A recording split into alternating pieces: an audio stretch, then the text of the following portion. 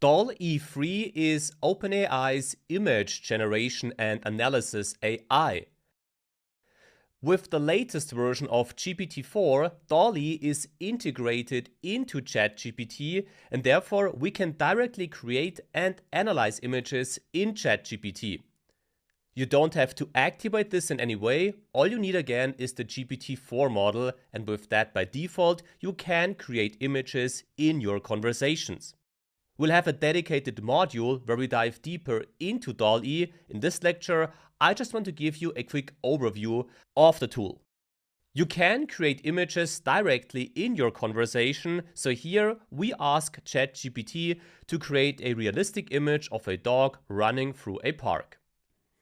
And now DALL-E is active and the generation of the image takes a few moments. And this looks quite good actually, I would say. We didn't provide many instructions here, and we'll dive deeper into the prompting techniques to create the images we want in this dedicated module. But generally, for a first simple try, this doesn't look too shabby, I would say. You can then download the image to your machine and then use it in your projects. Let's create a totally different image type as a second example. Here I want to have an oil painting of a pirate ship lying in the bay. Again, very short prompt, as I don't want to dive deeper into these prompting techniques at this stage of the course. But ChatGPT, or DALL-E in this case, is not limited to a specific image style. So you have complete freedom regarding the type of image and the image style that you want to create. And this looks even better, I would say. Though we only provided the information that we want to see a pirate ship in a bay, DALL-E automatically added this nice mood to this image. So this really looks like a scary pirate ship here if you look at it. So these two examples show you that you can quickly generate great looking images with very simple prompts with DALL-E in ChatGPT-4. DALL-E is not limited to creating images though. We can also upload and analyze images directly in ChatGPT. The corresponding option can be found in the left area of our message box. Here I prepared a JPEG for you, this book JPEG, which you can also find attached to this lecture. And if I open this, I get a quick preview, which I can select here. This is a page of a book that Max wrote, React Key Concepts, a book about React.js. And now I want to check if DALL-E is able to analyze this text here. Specifically, I want to ask who is the author of this book. Now let's see if DALL-E is able to do that. So, who is the author of this book?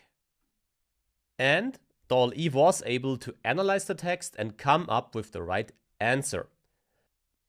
Now, of course, you could not only focus onto a specific part of this image, you could also extract the entire information from that image to copy and paste it to another file, for example. So with that prompt, extract the entire text from the image, we should get all the text DALL-E can analyze and get it back in our conversation. This took a few moments, and this also contains some mistakes as stated by ChatGPT already down here. But generally, besides these little problems, for example right here or right there, the core content was interpreted and analyzed correctly. So once again, you should double check such things in ChatGPT to make sure the results don't contain any errors. But this should give you a first idea about how you can create images in ChatGPT and how you can also analyze images directly in your conversation. If we look at the ChatGPT-4 features, we saw how DALL-E works and how browsing works. What's missing is the analysis now, and this is referred to as advanced data analysis. This tool or this feature of GPT-4 is all about analyzing information and running and executing code directly in ChatGPT. Because ChatGPT uses code to analyze data, for example, and therefore it is crucial that this code can be executed directly in this conversation. To understand this, we'll now add two different file types. First a text file and then a CSV file. Let's get started with the text file, which you can find attached to this video.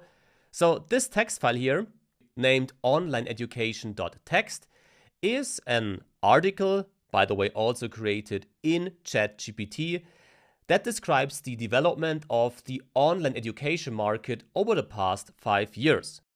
Unfortunately, you cannot directly access the file after uploading it here to ChatGPT. But if we open that text file, we see it's a standard text file basically with a quite long text in it. Now that I can upload this text to ChatGPT, I can also instruct ChatGPT to create an executive summary of this text.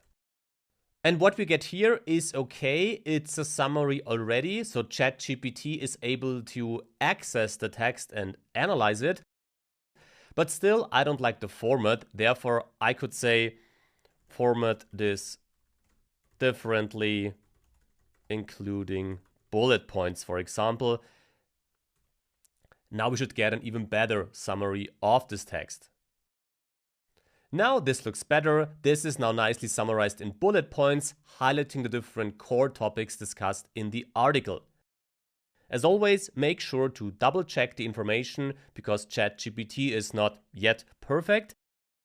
But what you can also do now is, you can now of course also add this text to a file type of your choice and download it. Now this also doesn't work perfectly yet for all file types, but we can give it a try. So for example, create a PDF file with this text.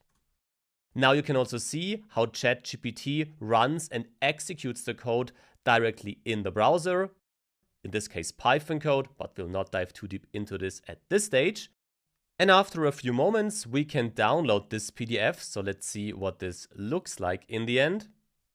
And as mentioned, it works, so we have a PDF file now, but the formatting is quite off. So we could try to fine-tune this now, but as I only want to give an introduction into how we can upload, analyze and create files directly in ChatGPT, we'll leave it at this point as it is. More importantly, we can also upload more data-related files to ChatGPT, for example, CSV files. For this, no big surprise, I prepared another file for you, the sales CSV file, which you can also find attached to this lecture. And this file contains different sales IDs, unique sales IDs for different customers with their names and email addresses, and with the purchase amount made for each individual sale. So we have unique sales, but we have customers buying multiple products in our online store. For example, David Hernandez here apparently has 2 sales. Now my goal is to upload this CSV file to ChatGPT, and then I want to have another CSV file that only contains the aggregated sales for each individual customer. So this means, once again, we attach this file to our conversation. And now I'll use this prompt here. So ChatGPT should summarize the total sales for each customer in a CSV file. And regarding the content that we need, we want to have the first and the last name and the customer ID for each customer. Once again, the code is executed directly in our conversation. We now get access to this newly created CSV file, which hopefully contains the information we are looking for. And this worked quite well, so we actually got the information in the style and the column count that we were looking for. So we have David Hernandez here with his unique customer ID and the total sales. The formatting is a bit off for some sales, but that's something that is not too important here at this stage. So here we use the advanced data analysis to upload information and then to create content based on this information. But as we can run and execute the code directly in ChatGPT, we can also let ChatGPT do the entire work, meaning we can create new things directly in ChatGPT which require code to be executed. This is what we'll have a look at next. This is our website, acadamind.com. And now I want to improve our marketing and I want to create a QR code. This QR code should redirect the person that scans this code with his or her mobile phone to our website.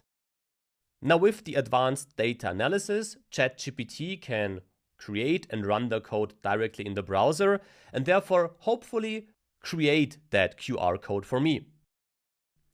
If we try this first with the default GPT model, so 3.5, so we want to have the QR code with a link to acadamind.com, then the base model is not able to do that as it is able to create code directly in ChatGPT, but it cannot execute the code.